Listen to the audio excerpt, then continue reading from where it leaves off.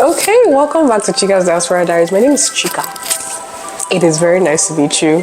For those that are new here, thank you. What made you click? Can I know? Can you put it in the comment section? What made you click on the video? What phase are in your life that it kind of interested you? And then if you're old here, thank you for coming back. Like you might have seen in my last video, I am beginning a new series, my wedding planning tips series. And so if you do not know, you should, because I posted a video a while ago, our engagement video. So we got engaged about more than a year ago, February 2023 in New Orleans, during Mardi Gras season. There's a video about it. So we were long distance for about 5 years, so we were very ready. We were very, very ready to end that season of our life. So we started planning our wedding not too long after the engagement. We had to do our traditional. So as a Nigerian, we have multiple weddings. We have the traditional or cultural wedding, and then we have the court wedding or the legal wedding, and then the church wedding in my case, since I'm a Christian. So that's a brief introduction, right? So I want this video to be the what to do before you start planning. So the pre-wedding planning phase. What are the things that you should watch out for? And just to tease you guys a little bit, in the course of the series, we'll be talking about how to find vendors, how to budget, what vendors to make sure you have, like a checklist to make sure you're on check, and you are keeping everything organized, how to make your wedding website, save the dates, when to send out invites, all that good stuff. And you hear like all the had I knowns because there is bound to be things that I wish I didn't focus on. So if that sounds like something that you're interested in, and if you're planning a wedding, you probably want to stick around.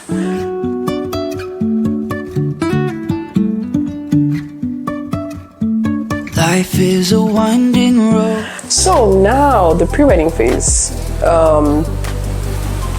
The first thing I would say, as a Christian, you need to get counseling. I just kind of need to, because it's a long journey. It's a very serious life decision that you're making, and you need someone that is not involved to guide you guys.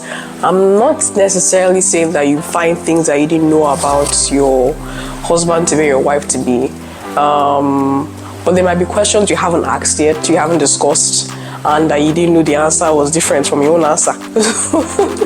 So it's very important to do that. And as Catholics, we didn't even have a choice. You don't have a choice. I don't know if it's so in the Catholic Church, right?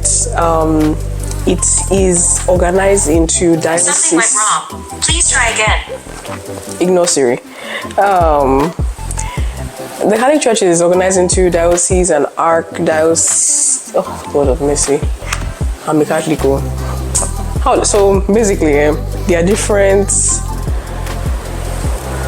tiers or different groups in different regions. So if you are living in Nigeria, to be specific, in Lagos, to be specific, maybe even in Lekki, there's a diocese or archdiocese over that region.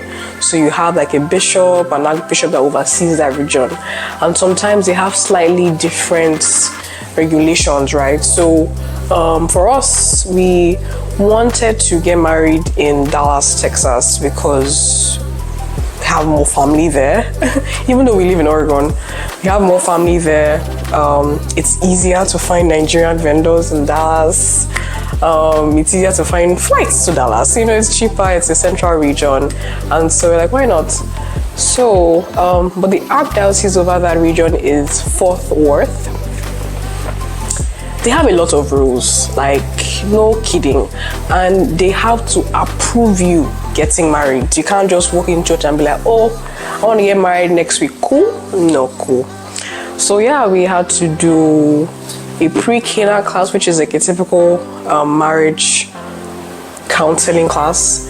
It was months of taking that class, because they had like so many different chapters, and they had the questions that two of you had to answer together about your faith, about life, about children, how you make decisions as a family, so many different areas, right? You now have to take an NFP class, which is Natural Family Planning class, to offer us a family planning method that is approved by the church. So, and honestly speaking, I actually loved that they did that, because I wanted to have more options. I wasn't comfortable taking a pill every day. I wasn't comfortable putting anything into my body that's foreign. So I'm like, I'll update you about how successful it was. But I enjoyed taking the class, and importantly, we had to take the class together. So he had to learn about my cycles and how our bodies work. So that was enlightening for him too. And then we had to meet with an older couple that went through a workbook with us about marital things. How many have I counted? 3 of you. Is that all? I think that was all. So those things took a while, like months, right? So, and you don't want to rush anything, because you have work, you are a human being, you have things to do in your life. So you can't just like say, oh, I want to spend 5 hours every night doing this, So it's important, right, that if you are thinking about counseling, you should give yourself enough time to accomplish that before you get into like the heavy wedding planning phase. Because there's a light phase where you're just like, do I have an MC, like shopping, like lightly shopping for vendors? And then it's like, have we paid this? It's like, it just dawns on you that it's happening.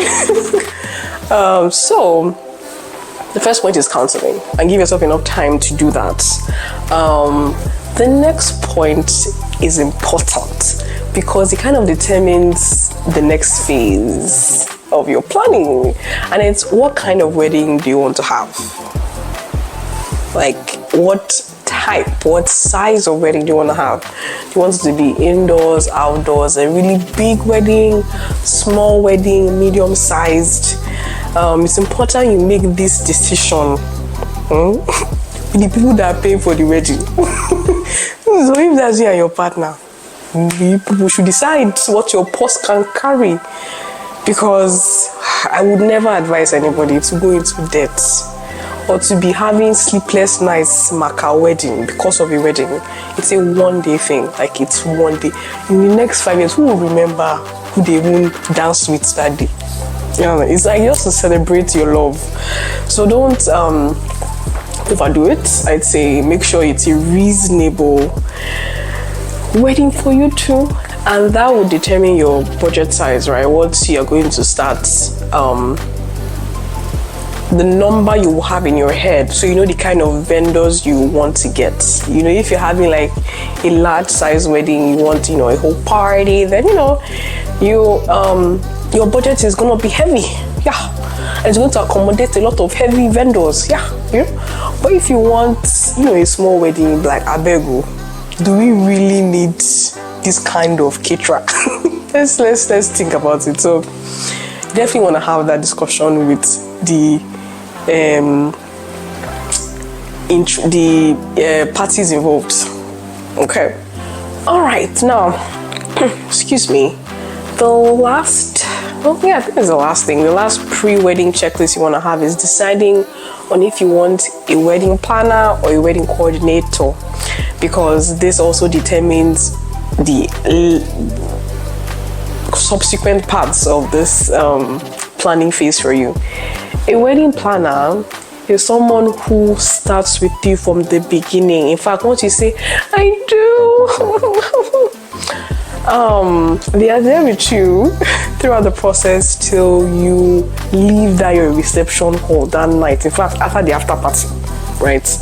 My wedding coordinator is there only when you're done finding vendors. Typically, they don't help you find vendors. Some of them come on the day of the wedding and make sure all the vendors that you have communicated to them that you have booked are there. They are doing their stuff. They are making sure everyone is on time and everything goes smoothly, right? So, but some other wedding coordinators, like the one we had, they are with you from maybe like a month or 2 months before the wedding, and they have meetings with you to make sure that they are in sync with everything. You know, they help you with some communications to vendors and just not heavy lifting, but to make sure that everyone is on the same page before the day of, and on that day they are with you helping out, you know. So if you are savvy with finding people, if you don't mind it could be stressful. I liked it. It wasn't bad to me. Like, I'm someone that, you know, once I hear there's a trip coming, I'm on Expedia looking for hotels, looking for, you know, flights, looking for activities. Like, I love planning stuff like that. So it wasn't bad for me, like finding vendors myself. You know, all the negotiating I'll leave to my husband because he has stronger voice than me that can bring people down, break walls. I'm like, are you sure you don't want to? You know, they don't need that. You need firm voices.